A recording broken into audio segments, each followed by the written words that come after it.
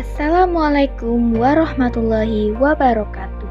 Halo teman-teman, saya Selsyadila Yasminatul Islamia dengan dosen pembimbing RA Helda Puspitasari Eskepnes MKes dari Prodi D3 Keperawatan Universitas Jember Kampus Kota Pasuruan akan menjelaskan bagaimana sih cara memenuhi kebutuhan rasa nyaman itu. Yuk simak terus videonya.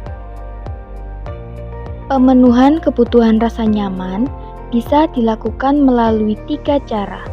Yang pertama, back rub, yang kedua, latihan relaksasi fisik, dan yang ketiga, pemeliharaan lingkungan pasien.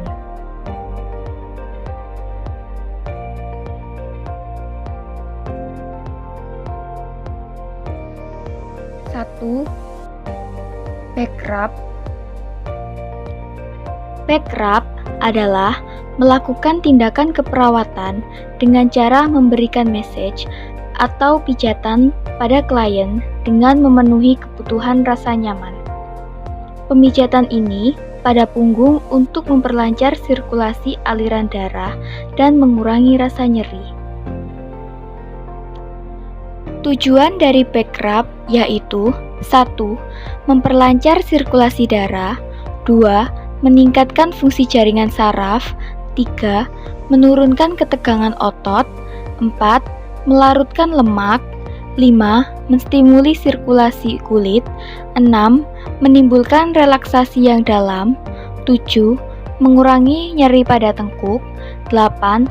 Memperbaiki secara langsung maupun tidak fungsi setiap organ internal.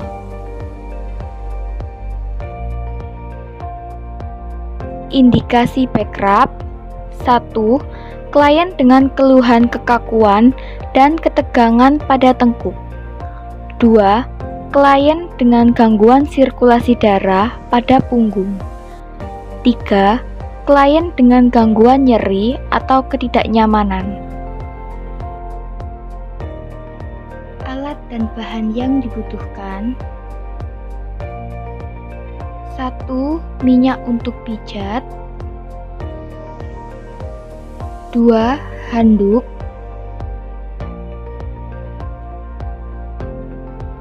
4. Apa saja sih langkah-langkah melakukan back rub? Yang pertama, jelaskan prosedur yang akan dilakukan kepada pasien. 2. Cuci tangan sebelum melakukan tindakan. 3. Lakukan massage pada daerah yang dirasakan nyeri selama 5-10 menit. 4. Lakukan massage dengan menggunakan telapak tangan dan jari dengan tekanan halus. Yang pertama, teknik massage dengan gerakan tangan selang-seling dengan menggunakan telapak tangan dan jari dengan memberikan tekanan ringan. Dilakukan bila nyeri terjadi di pinggang.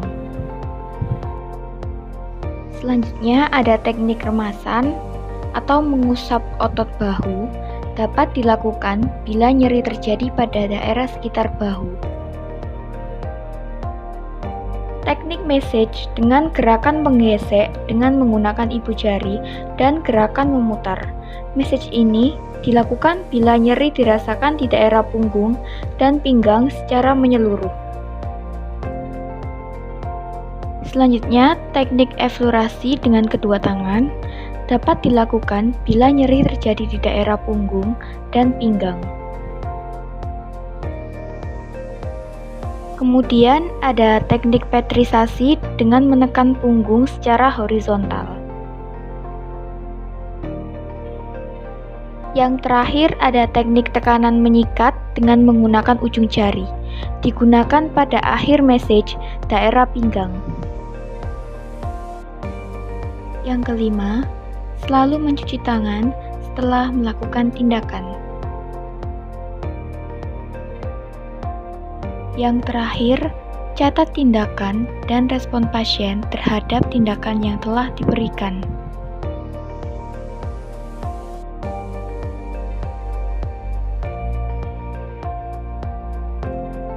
Dua, Latihan relaksasi fisik merupakan metode efektif untuk mengurangi rasa nyeri pada pasien yang mengalami nyeri kronis. Rileks sempurna yang dapat mengurangi ketegangan otot, rasa jenuh, kecemasan, sehingga mencegah menghebatnya stimulasi nyeri. Hal yang utama dalam teknik relaksasi: 1. Posisikan pasien dengan tepat. 2. Pikirkan beristirahat. 3. Lingkungan yang tenang. Tujuannya untuk mengurangi atau menghilangkan rasa nyeri indikasi yang dilakukan untuk pasien yang mengalami nyeri kronis. Prosedur pelaksanaannya dibagi menjadi 5 tahap. Yang pertama ada tahap prainteraksi, 2 tahap orientasi, 3 tahap kerja, 4 tahap terminasi, dan yang terakhir dokumentasi. Pada tahap prainteraksi, yang perlu dilakukan adalah 1. Membaca status pasien, 2. Mencuci tangan, 3. Menyiapkan alat.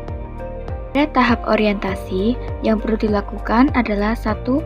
Memberikan salam terapeutik, 2. Validasi kondisi pasien, 3. Menjaga privasi pasien, 4. Menjelaskan tujuan dan prosedur yang akan dilakukan kepada pasien dan keluarga.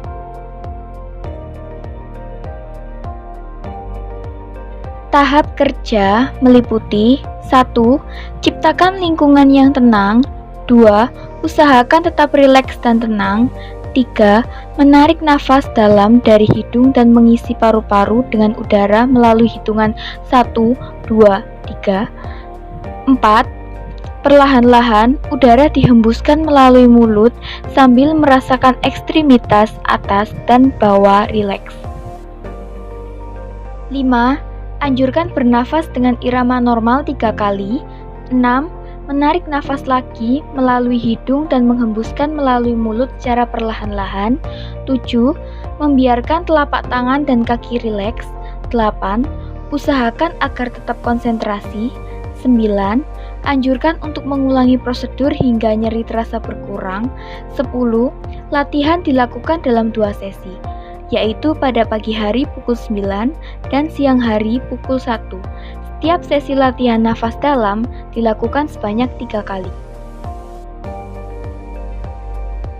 Selanjutnya ada tahap terminasi yang meliputi A. Evaluasi hasil kegiatan, B. Lakukan kontrak untuk kegiatan selanjutnya, C. Akhiri kegiatan dengan baik, D. Cuci tangan. Dokumentasi meliputi A. Catat waktu pelaksanaan tindakan, B. Catat respon pasien, C. Paraf dan nama perawat juga.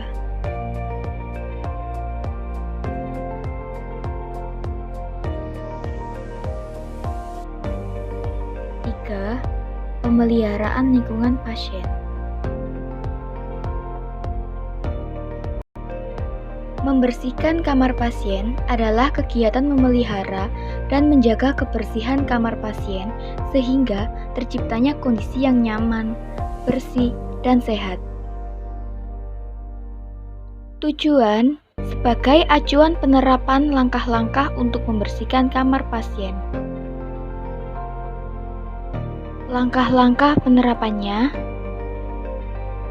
1. Siapkan semua alat dan perlengkapan yang dibutuhkan, pastikan dalam kondisi bersih dan siap pakai. 2. Gunakan APD atau alat pelindung diri seperti sepatu, sarung tangan, dan masker saat melakukan pekerjaan. 3. Ketuk pintu, ucapkan salam untuk kamar yang ada pasiennya. 4. Informasikan kepada pasien bahwa akan dilakukan pembersihan di ruangannya. 5. Angkat semua tempat sampah dan sampah yang tercecer dan bersihkan di luar kamar pasien. 6. Dusting semua peralatan furniture searah jarum jam untuk kamar isi bagian dalam lemari. Tidak perlu didusting, Gunakan lap basah untuk menghindari aerosolisasi. 7. Sweeping the lobby duster. 8. Memasukkan ke tempat sampah. 9. Mopping. 10. Bersihkan kamar mandi. 11. Cek pengharum ruangan, ganti apabila sudah habis. 12.